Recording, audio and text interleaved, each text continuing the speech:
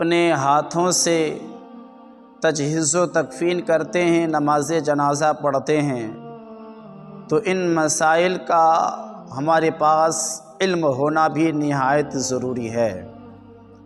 چند مسائل وہ یہ ہیں کہ جب ہم میت کو دیکھیں تو کیا ہاتھ پاؤں کا دھونا، چہرے کا دھونا یہ صحیح ہے یا نہیں۔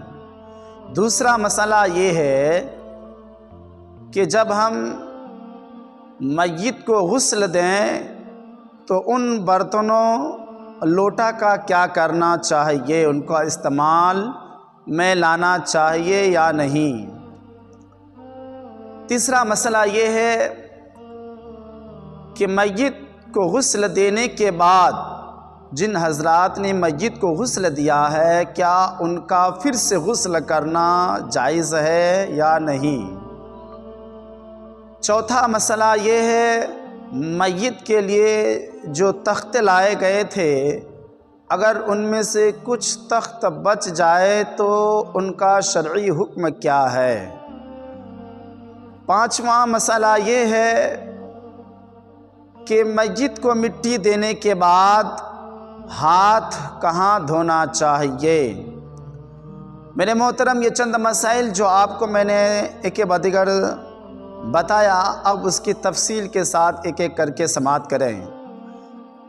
پہلا مسئلہ یہ ہے کہ جب آپ میت کو دیکھ کر کے واپس گھر کو آئیں تو اس وقت آپ اپنے چہرے کو نہ دھوئیں، ہاتھ کو نہ دھوئیں، پاؤں کو نہ دھوئیں، بلکہ اگر ایسا کوئی شخص کرتا ہے تو یہ لا علمی کی بنیاد پر کرتا ہے۔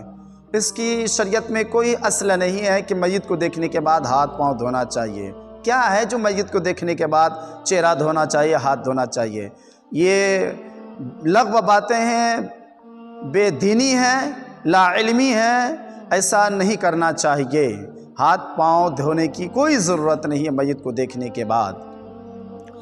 اسی طریقے سے میت کو غسل دیں تو ان برتنوں کا کیا کریں جن برتنوں سے لوٹا سے غسل دیا گیا ہے، وہ برتن آپ کو استعمال میں لانا ہے، اس کا استعمال کرنا آپ کے لیے جائز و درست ہے۔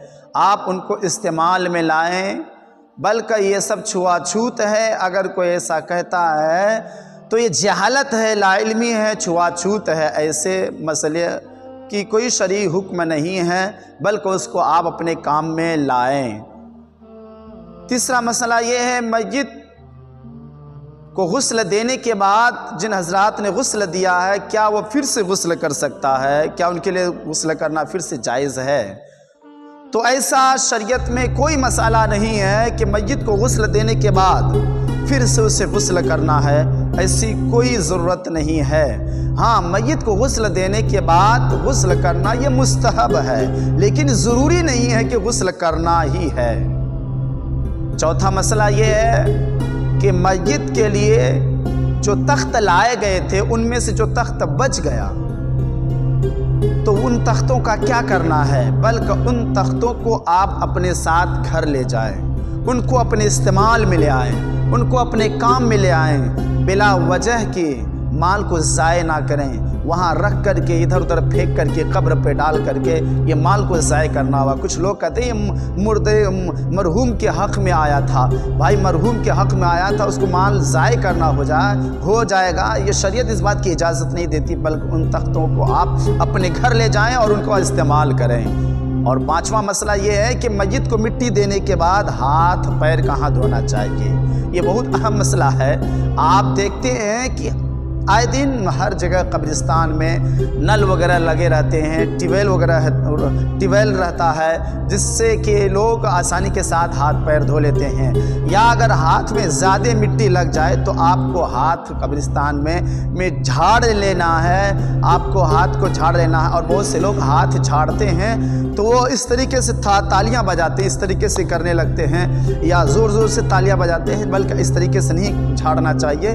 یہ طریقہ بالکل غلط طریقہ ہے، بلکہ آپ ہاتھ جھاڑیں تو اپنے دونوں ہاتھوں کو اس طریقے سے ملائیں اور اس طریقے سے ٹھوکر دیں گے تو جتنی مٹیاں ہیں ساری مٹیاں جھڑ جائے گی۔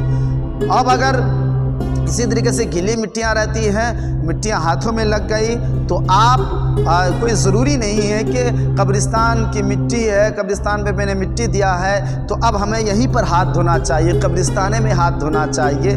ऐसा कोई मसला नहीं है, कोई ज़रूरी नहीं है। आप जाकर के अपने घरों में भी हाथ धो सकते हैं, कब्रिस्तान के बाहर जो नल वगैरह का इंतज़ाम रहता है वहाँ पे भी हाथ पाँव धो सकते हैं। कुछ लोग कहते हैं मिट्टी दे कर के आए हो, घर में अब अगर हाथ पाँव धोए दाखिल मत हो, ये नहुसत है, वो वबा है, ये परेशानी होती है, ऐसा नहीं करना चाहिए। बल्कि ये सब सारी बातें लाइल्मी की बुनियाद पर है, ये सब बातें लग़्व हैं, ऐसी बातों का शरीयत में कोई असल नहीं है। आप हाथ पाँव घर में धोएं, बगैर हाथ पाँव घर में दाखिल हो जाएं, इससे कुछ हर्ज नहीं है, कुछ होने वाला नहीं है। ये जो चंद अहम मसाइल थे जो मैंने आपके सामने ज़िक्र किया है, रब क़दीर की बारगाह में दुआ है मौला तबारक व तआला इन तमाम मसाइल पर हम और आपको अमल की तौफीक